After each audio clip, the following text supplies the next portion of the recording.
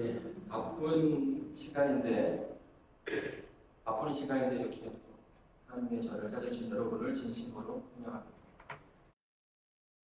이 바쁜 가운데 여러분들을 인도하신 분이 분명히 있을 거라고 생각이 됩니다. 여러분 이 한 시간 또 말씀 속에서 또 하나님의 또 은혜를 또 경험하시고 또 하나님 만날 수 있는 그런 귀한 시간이 되기를 간절히 바랍니다. 이번 그 말씀 집회는 오늘부터 해서 수요일, 목요일, 금요일 저녁, 그다음에 안식일 이렇게 해서 4일 동안 준비를 했습니다. 총 주제는 감출 수 없는 기쁨이라는 주제이고요. 오늘은 하나님이 하셨다라는 주제로 여러분과 좀 말씀을 나눠보고자 합니다.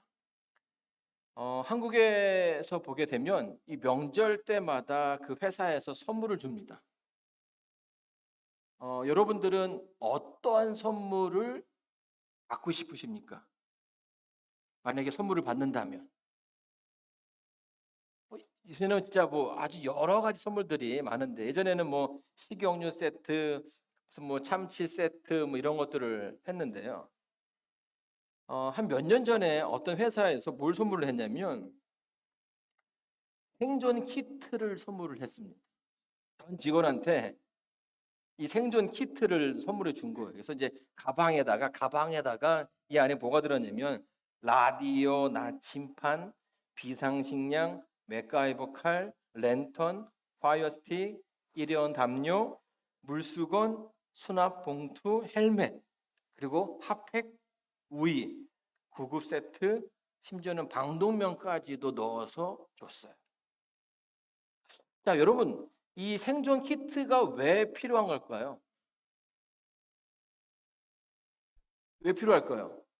이 생존 키트가 왜 필요할까요? 그렇죠.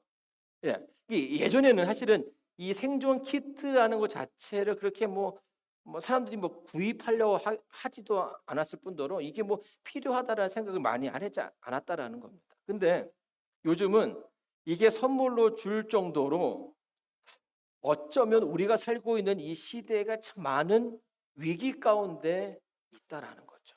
특별히 여기에 필요한 것들은 정말로 꼭 필요한 위기의 순간에 위급한 상황 가운데 응급처치를 할 수 있는 기본적인 것들을 담아놨다. 그 말은 우리가 정말 위험한 시대에 살고 있다는 말이기도 하고요. 또 그 말은 우리가 주변에 참 위급한 상황들이 참 많이 생긴다라는 말이기도 합니다. 프리몬트에 보게 되면 이제 테슬라라는 회사가 있습니다. 아주 유명한 회사죠. 그 회사의 사장이 누군지 아십니까? 앨런 머스크입니다. 앨런 머스크. 이 사람은 아주 능력이 많은 사람이에요. 그래서 이제 그 마블 영화를 보게 되면 거기에 나오는 아이언맨의 모델이 이 사람입니다. 아주 젊은 나이에 굉장히 많은 돈을 벌었고 또 그냥 돈만 번 것이 아니라 과학적으로도 또 미국 내에서의 그의 어떤 그 업적이 굉장한 사람이라고 소개가 되는 거죠. 돈도 많고 능력도 많고 또 아주 기이한 행동으로도 유명한 사람입니다. 그래서 이 사람이 말 한마디에 따라서 이 주식이 오르락 내리락 확 올라가기도 하고 확 떨어지기도 하는 이제 그런 어떤 이슈의 그런 남자이기도 합니다. 근데 이 앨런 머스크가요 테슬라 말고도 여러 개의 다른 회사를 또 가지고 있어요. 근데 그 중에 하나가 뭐냐면 스페이스 X라는 회사입니다. 자, 여러분 이 스페이스 X는 어떤 회사일까요?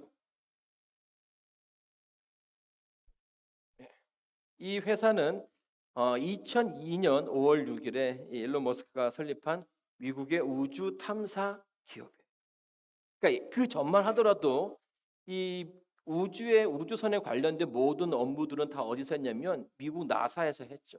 근데 이제 뭐 재정이 워낙 많이 들어가고 하니까 이제 이 부분을 이제 일반 업체에 조금씩 넘겨주기 시작했더라.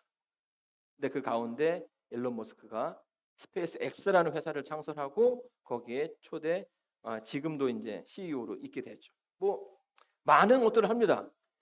우주선의 그 발사체를 만들기도 하고 우주선을 만들기도 하고요. 또 소형 인공위성을 보내기도 하고 또 기술이 부족한 사람들은 그냥 우리가 대신 해줄 테니 돈만 내라. 이렇게 해가지고 물건을 보내기도 하고 그런 업무들을 하는 그런 회사입니다. 근데 이 회사를 만든 일론 머스크의 어떤 최종적인 목적은 그런 것들이 아니라 이 회사에서 추구하고 있는 최종 목표는 뭐냐면 화성 이주예요. 화성 이주. 무슨 말입니까? 우리는 이제 화성으로 가야 한다라는 겁니다. 자, 그러면 왜 이 우리나라, 그러니까 이 미국에서 또 전 세계적으로 아주 똑똑한 사람 가운데 한 사람이라고 말하는 이 앨런 머스크는 왜 화성으로 가려고 하는 걸까요? 그 똑똑한 사람이, 그렇게 돈 많고 능력이 많은 사람이 왜 지구가 아니라 화성에서 무언가를 하려고 하는 이유가 뭘까요?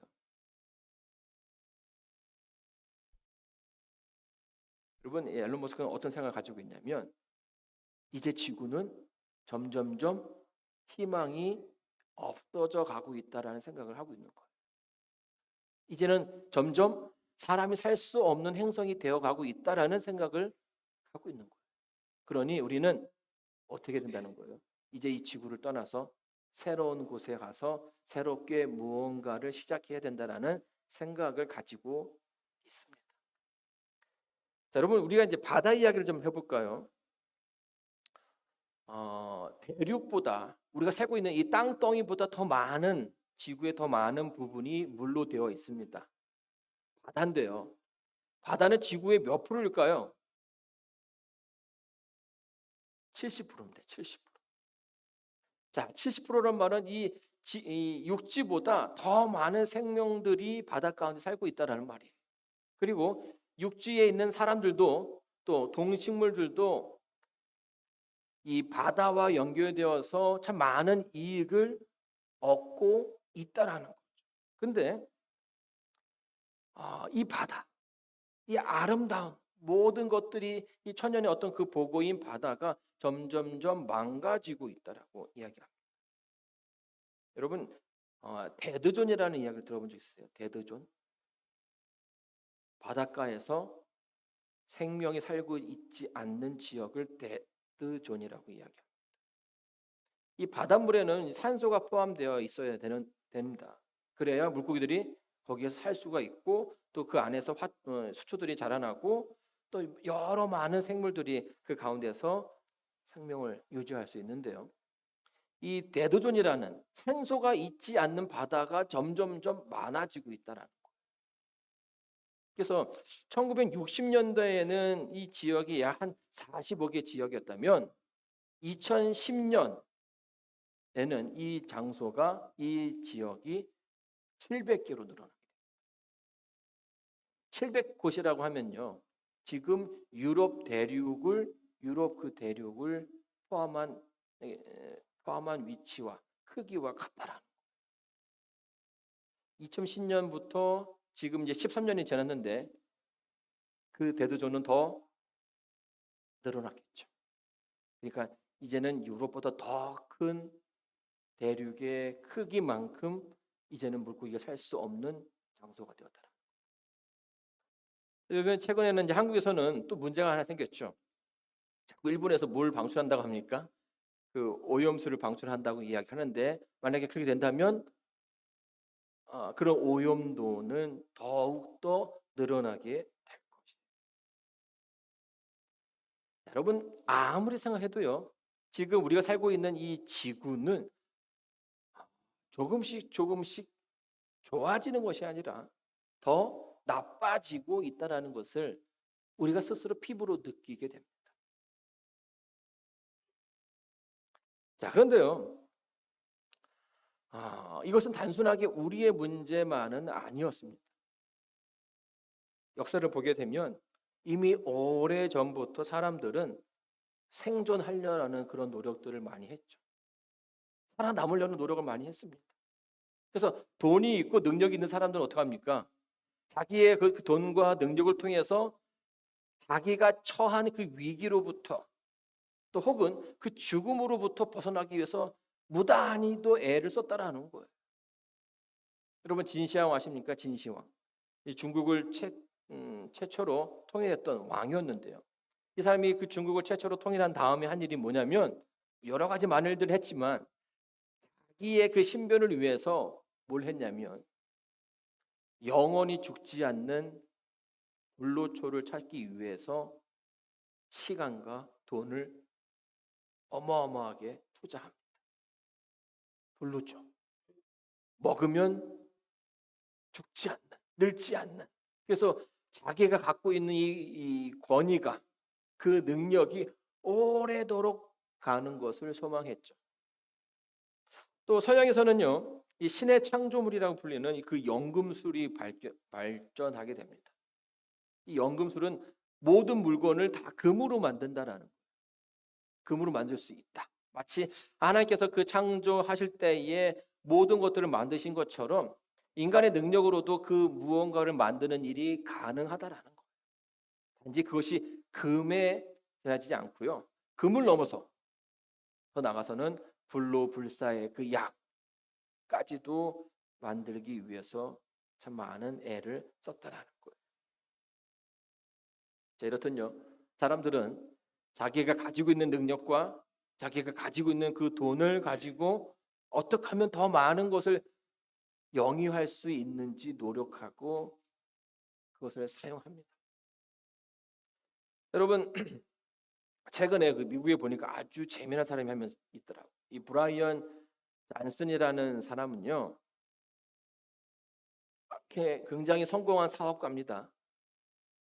근데 이 사람이 지금 저랑 동갑이에요. 45살인데 젊음을 유지하기 위해서 해마다 얼마를 쓰냐면 2 밀리언을 쓴다라. 2 밀리언. 2 밀리언이 한 26억 정도 되는 거죠. 해마다 이 돈을 자기의 그 젊음을 유지하기 위해서 이 사람은 그래서 먹는 것도 아무거나 먹지 않습니다. 이제 그 과학자들이 이거 먹어라 하는 것들만 먹는 거예요. 그리고 심지어는 최근에는 어떤 일이 있었냐면 이 아들이 이제 17살인데 사람의 몸에 피가 한 5리터 정도 되거든요. 근데 5분의 1인 1리터를 뽑아서 거기에서 이제 그 혈장을 추출해냅니다. 그리고 그 혈장을 자기의 몸에다가 주입을 해놓았어요. 그리고 자기 혈액에서 또 그 혈장을 또 뽑아가지고 또 자기 아버지에게 놓고 다 뭐 하는 거예요 지금? 뭐 하기 위해서? 젊음을 유지하기 위해서, 더 오래 살기 위해서, 더 건강하기 위해서 그런 행동들을 했다라는 겁니다. 자, 근데 과학자들과 의사들은 그것이 얼마나 효과가 있을지는 모르겠다라고 이야기해요. 그러나 그럼에도 불구하고 이 사람이 그렇게 수많은 돈을 들여가면서 하는 이유는 뭐예요? 딱 한 가지입니다. 생존이죠, 생존. 내가 이 세계에서, 이 불안한 세계에서 살아남아야겠다. 또 나에게 다가오는 이 죽음의 그 문턱에서 내가 벗어나야겠다라는 의지를 갖고 있는 것입니다. 여러분, 이것이 오늘 우리가 살고 있는 이 시대의 모습입니다. 그러나 우리의 문제만은 분명히 아니었어요. 그렇죠? 이미 오래 전부터 많은 사람들이 그 문제를 해결하기 위해서 고군분투했죠. 성경에서 가장 똑똑하다라고 이야기하는, 그리고 어쩌면 세상 역사에서 가장 똑똑하다라고 하는 솔로몬이 이런 글을 남깁니다. 한번 다 같이 읽어보겠습니까? 시작. 전도자가 가로되 헛되고 헛되며 헛되고 헛되니 모든 것이 헛되도다. 사람이 해 아래서 수고하는 모든 수고가 자기에게 무엇이 유익한고. 여러분, 이 솔로몬은요 그냥 똑똑한 사람이 아니었어요. 하나님께 지혜를 구해가지고 하나님께서 특별히 너 같은 사람이 없을 거라고 할 정도로 아주 지혜가 특출난 사람이었습니다. 그리고 거기에다가 권력과 돈과 인간이 누릴 수 있는 모든 그 어떤 행복 더 나아가서는 어떤 그 쾌락의 끝을 경험한 그런 사람이었더라.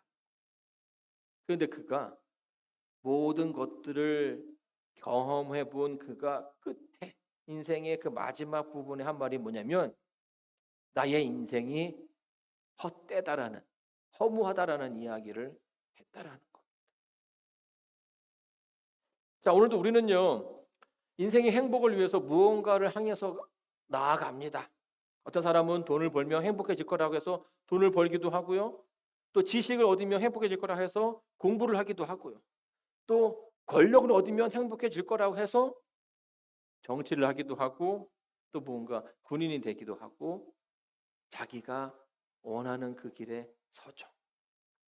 근데 그 끝에 무엇이 있는가라고 얘기했을 때에 솔로몬이 그 끝을 다 가본 사람으로서 뭐라고 얘기하냐면 헛되다라. 여러분 영국의 프랑스의 왕이었던 이 루이 14세 잘 아십니까? 이 사람이 별명이 뭔지 아십니까?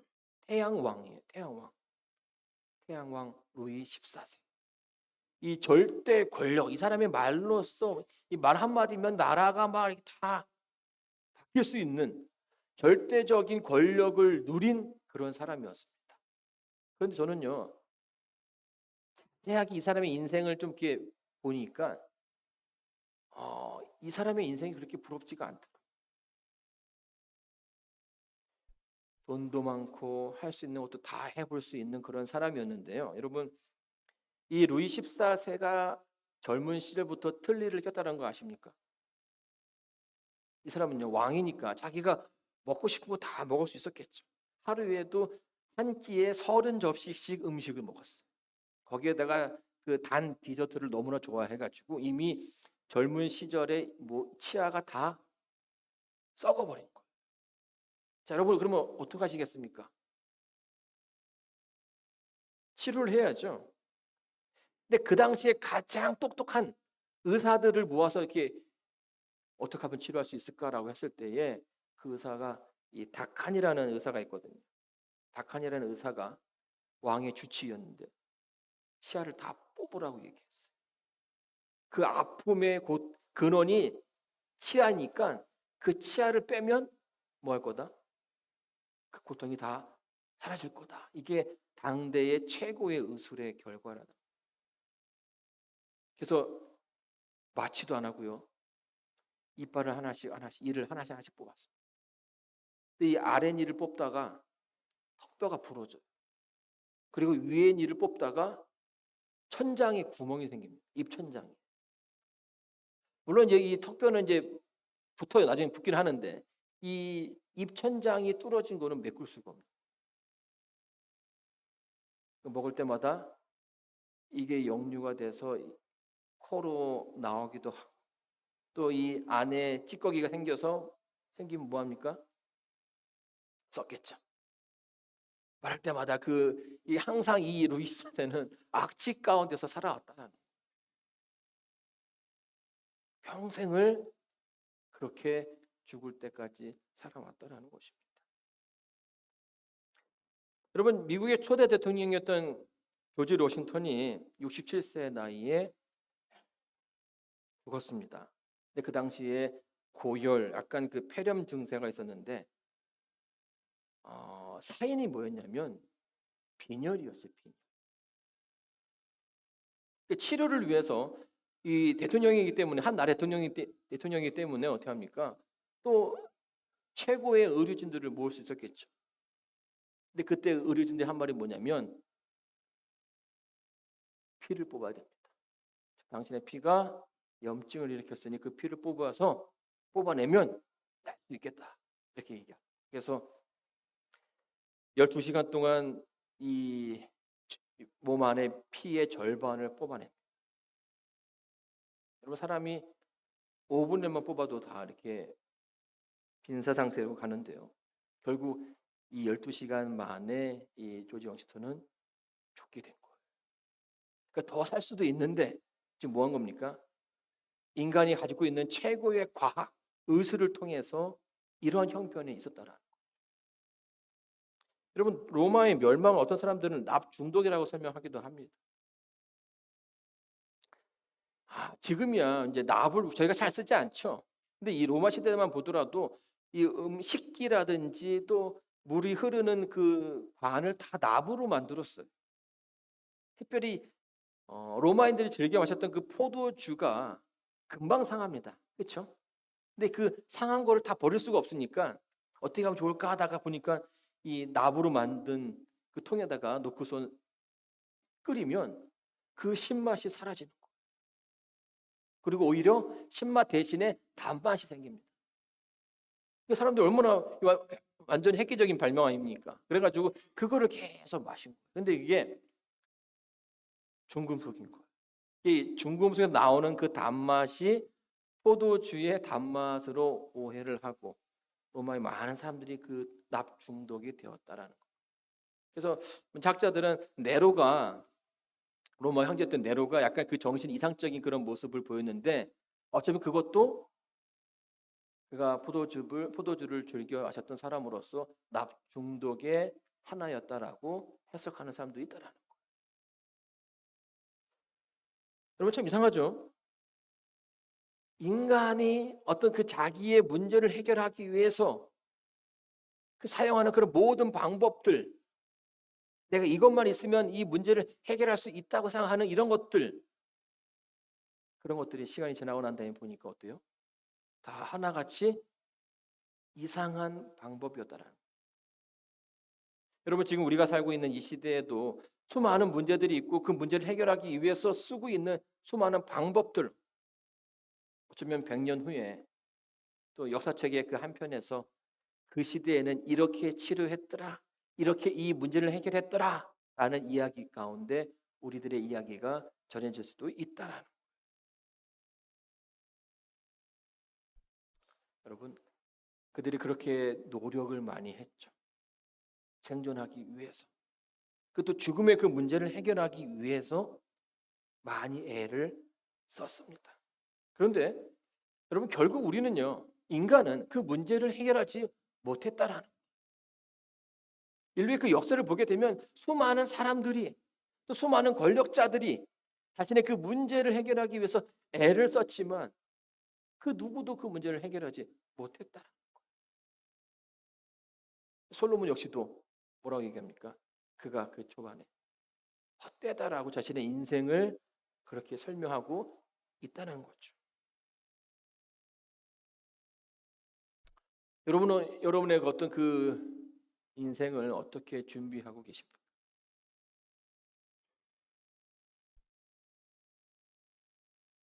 여러분 제가 이제 어릴 적에 뭐 지금이야 놀 게 많죠. 애들이 이제 밖에 나가서 놀지 않습니다. 다 이제 뭐 핸드폰 하고 뭐 이렇게 아이패드 하고 이제 그러고 놀아요. 그런데 이제 저희 어릴 적에는 놀 게 없잖아요. 그래서 뭐 합니까? 그 어릴 적에 뭐 굴치기 하든지 또 뭐 동네에 막 뛰어다니면서 뭐 뜀박질을 하고 이제 그렇게 지낸단 말이에요. 근데 저희가 이제 이제 저희 동네가 이제 막 그 집들이 막 지어지는 2층, 3층 집들이 막 지어지는 그런 때였습니다. 그러니까 집들이 다 같은 높이에 3층 건물로 해가지고 마을 전체가 다 3층 건물인데 재미난 놀이가 하나 생긴 거예요. 지붕을 타고 다니는 거예요. 그막 지붕 위에서 막 숨바꼭질하고 예, 그래서 막 이렇게 넘어다니면서 이렇게 놀다가 한 번은 한 아이가 떨어졌어요. 3층에서 어떻게 했을까요? 떨어져가지고 근데 그 좁은 공간이었기 때문에 다행히 막 여기 부딪히고 하면서 죽지는 않았지만 이 목에 큰 흉터가 났고 또 이 등에도 큰 흉터가 생기게 됐습니다. 여러분 이 아이가요 왜 그런 큰 부상을 당하게 됐던 것일까요? 이 아이는 왜 떨어진 걸까요? 여러분 이유는 간단합니다. 우리가 이제 고등학교, 중학교 올라가면 이 물리 시간에 뭘 배우냐면 만류 인력의 법칙을 배우죠. 이 두 물체가 있을 때 이 두 물체는 서로 끌어당기는 힘이 있는데 큰 물체가 작은 물체를 끌어당긴다는 겁니다. 그래서 우리가 이 물건을 들고 있을 때 사과를 떨어 두면 이 사과는 지구의 중력을 받아서 뭐 하는 거예요? 떨어질 수밖에 없는 거예요. 그래서 모든 물건들은 공중에서 위로 올라가는 게 아니라 아래로 떨어집니다. 아래로 떨어져요. 이걸 굳이 뭐 할 필요 없어요? 확인할 필요가 없다라는 거예요. 나 한번 실험해 봐야겠다 해서 떨어질 이유가 없는 겁니다. 왜냐하면 이게 법칙이니까. 여러분, 이 아이는요, 이 법칙을 미처 배우지도 못했던 그런 상황이었지만 자기가 배우지 알지 못하는 그런 상황이었지만 그 상황 가운데서 뭐 할 수밖에 없는 거예요. 그 법칙에 적용될 수밖에 없는 거예요. 여기서 우리가 아주 중요한 한 가지를 발견하게 되는데 뭐냐면 우리가 모를지라도 우리의 인생은 어떠한 그 법칙 가운데 하나씩 움직여 가고 있다라는 거예요. 많은 사람들이 그것을 해치기 위해서 그것을 벗어나기 위해서 노력을 하지만 그것이 그렇게 쉽지 않다라는 거고요. 또 내가 모른다 할지라도 우리의 인생은 운명적으로 흘러갈 수밖에 없다라는 거예요. 여러분, 제가 이제 어린이 되어가면서 좀 두려웠던 것은 뭐냐면요. 어릴 적에는 내가 어떠한 선택을 해도요. 그 선택에 대한 결과를 제가 잘 감당하지 않아도 됐었어요. 그렇죠? 근데 커가면서 이 커가는 게 좀 두려운 것은 이제는 내가 선택하면 그 선택한 결과를 고스란히 뭐 해야 되는 겁니까? 내가 감당해야 된다. 제가 이제 미국에 유학을 왔는데 유학생이 뭐 돈이 얼마나 있겠습니까? 그렇죠? 그때 뭐 이제 알바하며 하루에 1시간에 8불, 9불을 받았어요. 그러니까 햄버거 하나 먹어도 8불, 9불 하잖아요. 그러니까 어느 순간에는 햄버거도 못 먹겠는 거예요. 와, 이거 먹으려면 1시간 내가 또 열심히 일을 해야 되니까. 그러다가 하루는 이제 학교에서 이제 무슨 사인을 이제 학교 보험을 내야 되는데 뭘 사인을 하라고 하더라고.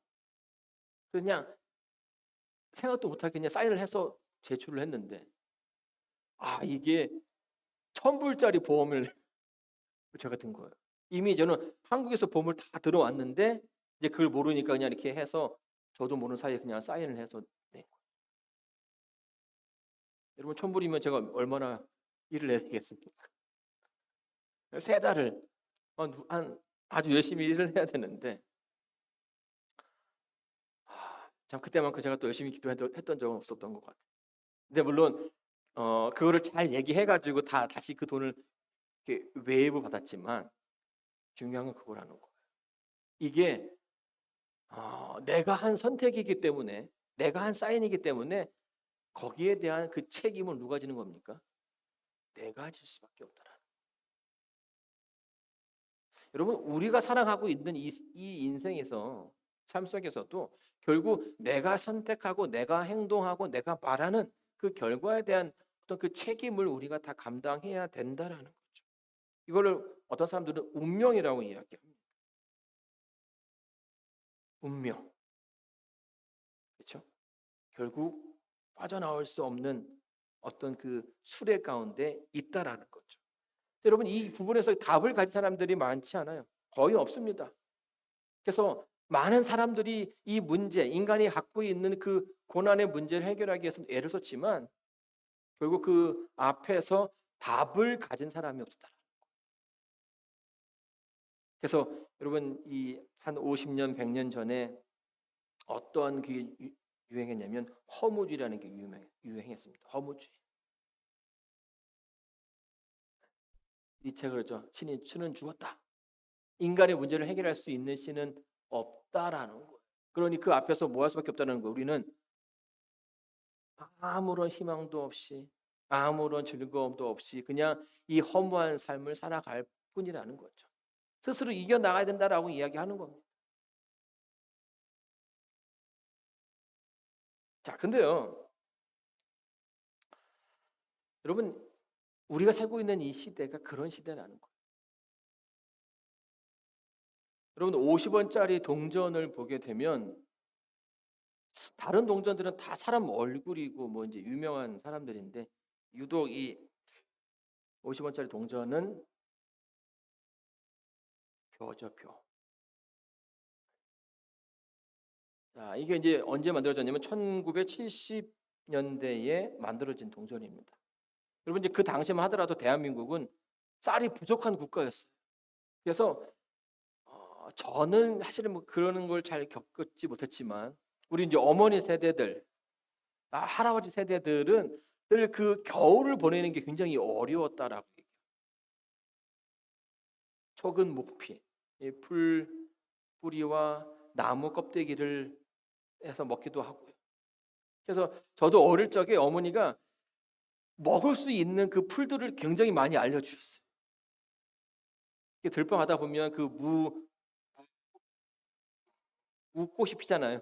그러면 그걸 따가지고 이렇게 먹으면 이거 맛있다고 이게 주기도 하고, 또 개나리 꽃도 또 따서 주기도 하고, 아카시아, 그다음에 이 사루비아인가요? 거기 또 이걸 또 따 먹으면 또 꿀 나오는데, 이런 것들 이제 먹을 수 있는 것들을 많이 이제 알려주셨어요. 근데 그만큼 맛있는 게 없는 그런 시대였죠. 근데 이제 이 대한민국에서 이제 쌀이 부족해서 참 많은 사람들이 힘든 그런 삶을 살고 있는 그런 시대였는데, 1972년에 허문회 교수가, 서울대 허문회 교수가 이 쌀 품종을 개량을 합니다. 그래가지고 기존에 나왔던 벼보다 30%를 더 수확을 얻을 수 있는 벼를 개발. 그 벼가 이름이 뭐예요? 통일미죠, 통일미. 통일미. 그래가지고 그때부터 우리나라가 자급 수급이 100%가 가능해지게 됩니다. 얼마나 큰 발전입니까? 그렇죠? 그리고 얼마나 큰 개발입니까? 근데 이제는 우리나라에서 먹을 수 있는 쌀을 다 생산해낼 수가 있어요. 자, 그렇다면 그때부터 벌써 지금 한 50년이 지났고요. 더 많은 과학이 발전했고 더 많은 개발들이 있었을 것인데, 지금 우리가 살고 있는 이 시대는 더 나아졌는가? 라고 질문하게 된다면 여러분 어떻게 생각하시겠습니까? 이미 100%를, 쌀 생산량의 100%를 넘었다라는 거예요. 그러면은 모두가 다 줄이지 않고 먹을 수 있는 양이 된다라는 거죠. 그런데 여전히 배가 고파서 힘이 들어서 살지 못하는 사람들이 굉장히 많다. 최근에 한국에 경기가 많이 어려워져 가지고요. 분유를 훔치는 그런 엄마들이 많이 늘어났다는 얘기가. 그 말은 뭐예요? 분유를 살 수 있는 돈이 없다라는 거예요. 세상은, 과학은 발전하고 더 많은 돈들이 돌고 있다라고 이야기하지만, 그럼에도 불구하고 여전히 우리의 그 삶이 윤택하지 않은 이유는 뭘까요?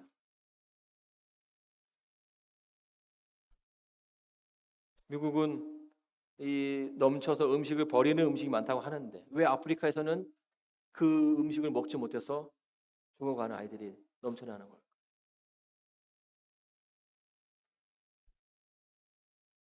점점 이 부가 한쪽으로 몰리고 있다라고 이야기합니다. 이 그래프는 보통 어떤 그래프냐면요, 미국의 아래 빨간 그래프는 미국 시민 가운데, 미국 국민 가운데 1%예요. 1%. 최고에 있는 1%가 갖고 있는 그 부의 규모예요. 그리고 위에 파란 그래프는 중간에 60%의 그 중산층들이 갖고 있는 재산의 규모입니다. 근데 최근에 그 1%의 재산이, 1% 갖고 있는 부의 규모가 미국 60%가 갖고 있는 부의 규모보다 더 많아졌다라. 그 말은 부가 계속 한쪽으로 몰리고 있다라는 것이고요. 중산층이 무너져 가고 있다. 이제는 그 중산층과 하층민의 사이가 크게 다르지 않다라고 사회학자들은 이야기합니다. 여러분, 시대가 지날수록 이제 그 격차는 더 많아지게 될 거고요. 이렇게 말하면 우리는 결국 위기를 직면할 수밖에 없어요. 여러분, 우리가 살고 있는 이 시대는요, 이제는 진짜 과학자들이 말하는 위기의 시대입니다. 그리고 경제학자들이 말하는 위기의 시대. 이렇게 부가 한쪽으로 쏠리게 되면 그 사회는 반드시 전쟁이 일어나게 되어 있습니다. 대규모 시위가 일어나게 되어 있고 그 가운데 많은 사람들이 또 피해를 보게 되겠죠. 그리고 사회학자들이 말하는 위기의 시대. 우리가 모두 그 사회 가운데서 답을 찾아 나가고 있지만 이 문제를 해결할 사람이 없더라. 해결할 수가 없더라는 거예요. 자, 근데 우리가 생각하는 것과 다르게 성경에서는 다른 접근을 하고 있습니다. 이 수천 년간의 그 역사를 통해서 인류가 인간이 가지고 있는 문제를 해결하기 위해서 애를 써왔지만 인간은 그 문제를 해결하지 못했어요. 그렇죠? 배고픔조차도 해결하지 못했습니다. 그런데 성경은 우리에게 다른 답을 보여주고 있습니다. 고 이주연 선생님이 이제 광고를 하나 찍었습니다. 금연 광고인데요. 여러분, 사람들이 금연을 잘 하지 못하는 이유가 뭔지 아십니까? 담배가 나쁘다는 것을 알면서도 담배를 피우는 이유가 있어요. 뭘까요? 이게 보이지가 않아요. 음식을 하다가 칼에 손을 비면 어떻습니까?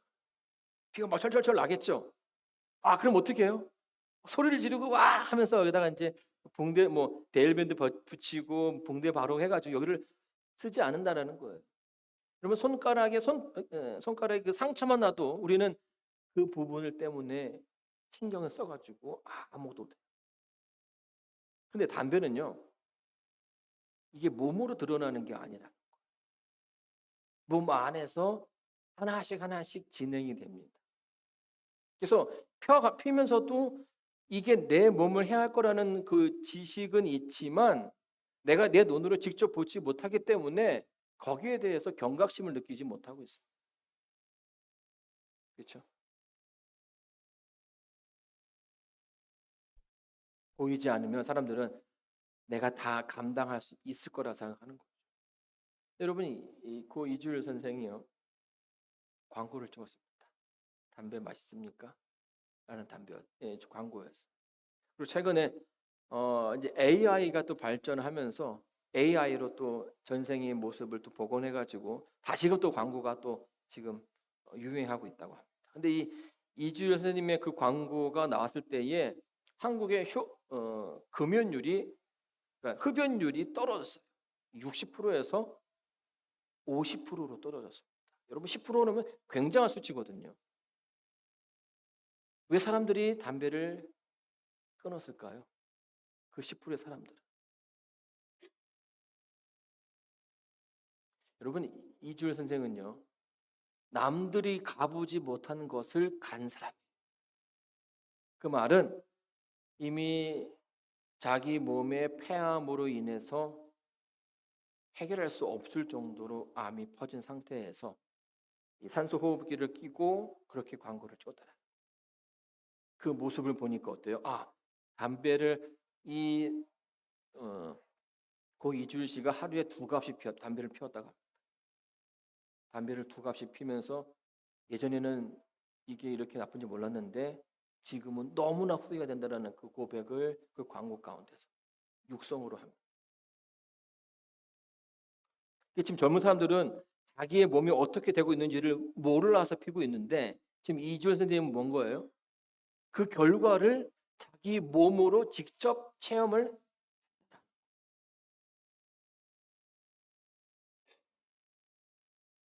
그래서 그 끝을 가본 사람의 말을 뭐 하는 겁니까? 사람들이 신뢰하고 믿게 된 것이고 그 가운데서 많은 사람들이 내가 이렇게 가다가는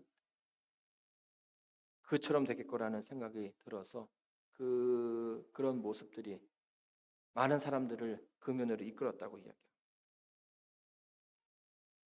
여러분, 성경 속에서 솔로몬이라는 사람은요, 모든 것을 가져본 사람이었어요. 그도 역시 자기 인생이 헛되다라고 고백했던 그런 사람입니다. 근데 그가 그렇게 그 헛되다고 했던 자신의 인생 가운데서, 그리고 그 책을 써내라는 그 마지막 부분에서 뭐라고 얘기하냐면 답을 찾았다라고 이야기합니다. 전도서 12장 1절 2절입니다. 너는 청년의 때 곧 곤고한 날이 이르기 전 나는 아무 낙이 없다고 하래가 가깝기 전에 너의 창조자를 기억하라.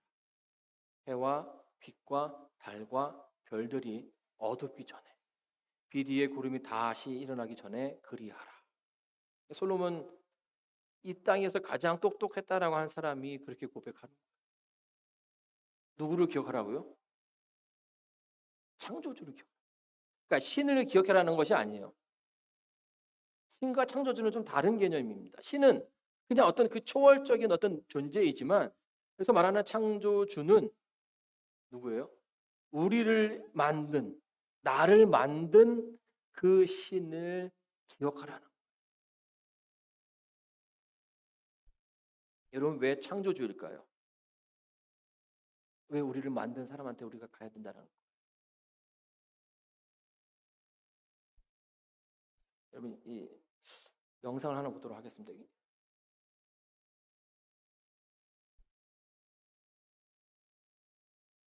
소리를 한번 좀, 너무 클 수 있으니까. 아이들 자신의 꿈에 대해 어떤 생각을 갖고 있을까요? 한 고등학교를 찾아가 아이들은 자신의 꿈에 대해 어떤 생각을 갖고 있을까요? 한 고등학교를 찾아가 청소년의 꿈을 스케치하다라는 주제로 의식조사 프로그램을 촬영하기로 했습니다.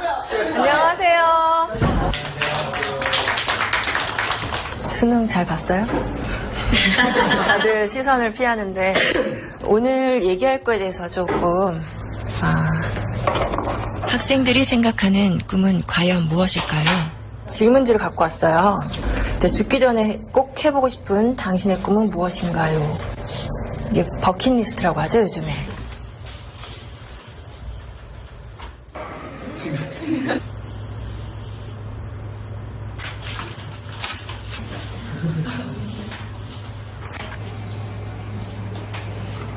학교 운동장에 농사 짓기? 이런 것도 있네요. 여기서 우리는 두 번째 질문을 해보았습니다. 앞으로 살 날이 1년밖에 남지 않았다면 당신의 꿈을 이루는 것과 5억 원이라는 돈을 선택하는 것 중에 어떤 걸 선택할 것 같아요? 꿈이요. 제 이름을 세상에 알리고 죽는 게 의미 있다고 생각합니다. 꿈을 이뤄서 5억보다 더 많은 돈을 벌면 돼요. 나 1년밖에 안 남았는데 끝까지 해야죠. 롤스로이스 사고 싶어요. 제가 먹고 싶은 치킨 먹고 튀기면서 살 거예요. 꿈은 솔직히 5억보다 더 큰 가치가 있다고 생각해요. 잠시만요.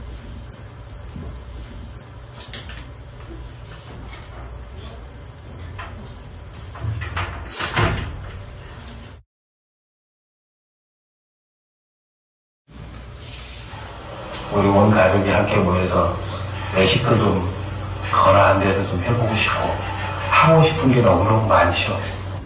아들이랑 둘이서 배낭여행 한번 가고 싶어요. 마치 투어? 아들이랑? 저희 고향 양평으로 내려가서 그림같이 멋있는 집을 짓고 사랑하는 가족과 함께 행복하게 사는 게 제 꿈입니다. 조그만 극장이라도 하나 해줬으면 성진이가 하고 싶어 하는 거니까. 많은 추억이나 또 집사람한테 그동안 못 해준 거 그런 것만 생각나더라고요. 가족과 함께 여행을 하는 게 저희 꿈입니다. 근데 할 수만 있으면 진짜 같이 한번 성진이 데리고 여행을 좀 해보고 싶습니다. 구석에 친구들 한번 만나보고 싶어요. 맥주 한잔 마시고 싶어요. 맥주 괜찮죠?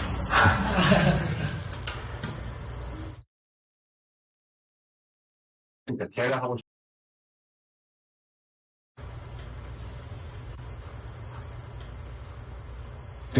하고 싶은 걸 포기하고 5억을 선택하느냐? 지금 같으면 5억을 선택하겠습니다.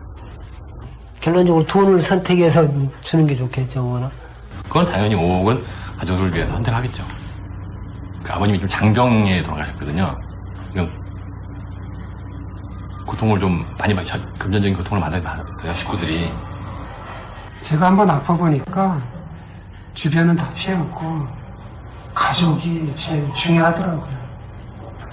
제가 앞으로 한번 일을 더 한다고 해서 현실적으로 5억을 벌어놓고 성준이한테 기여를 하고 간다는 보장이 있겠습니까? 5억을 선택하면 남겨진 가족들한테는 도움이 될 수 있으니까 저가 하고 싶은 일을 포기할 수 있죠. 그거를 대가로 한다면. 구체적인 얘기를 한다면 아들이 이제 뭐 자기가 생활하는데 뭐 사회생활하는데 기초자금이라도 뭐 될 수 있었으면 좋겠고. 뿐만 아니라 모든 부모들이 똑같은 생각을 갖고 있을 것 같은데요. 그렇죠. 저는 아빠고 가장이니까. 세대들, 자녀 세대들. 큰 문제. 아버지들의 꿈은 아이들의 꿈과는 조금 달랐습니다. 자, 자녀 세대들은 자기의 어떤 성취를 위한 그런 꿈이었고요.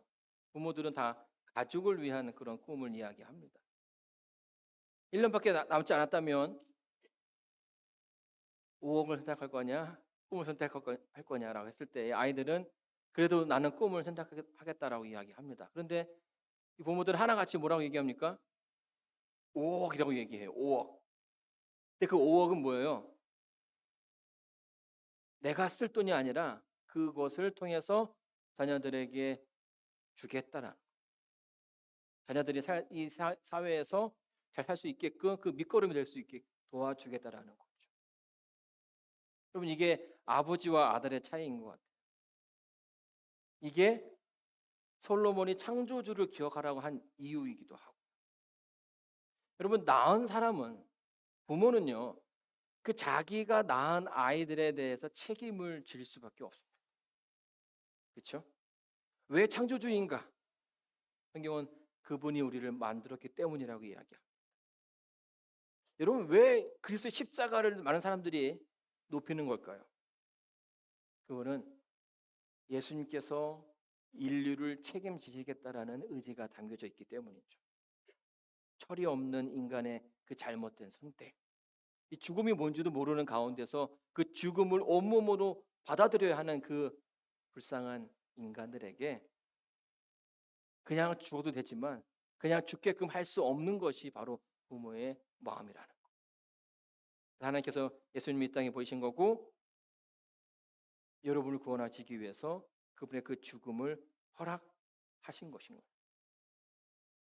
내가 죽더라도 그들을 살 수 있게끔 하겠다라는 것. 이게 아버지의 사랑이고 어머니의 사랑이고, 이게 이 세상 가운데서 가장 똑똑했다라고 하는 솔로몬이 발견한 이 세상 가운데서 살아남을 수 있는 유일한 방법이었더라. 여러분, 십자가, 그것은 인간이 발견할 수 있는 최고의 답입니다. 사랑하는 성도 여러분, 오늘 첫째 날이 이렇게 마쳤었습니다. 하지만 매일매일 새로운 연재가 여러분의 준비되어 있고요. 특별히 오늘 이야기처럼 우리의 그 문제를 해결할 수 있는 유일한 분은 우리를 이 땅에 있게 하신 분이라는 사실을 기억하시고 또 잊지 않으시기를 간절히 바랍니다.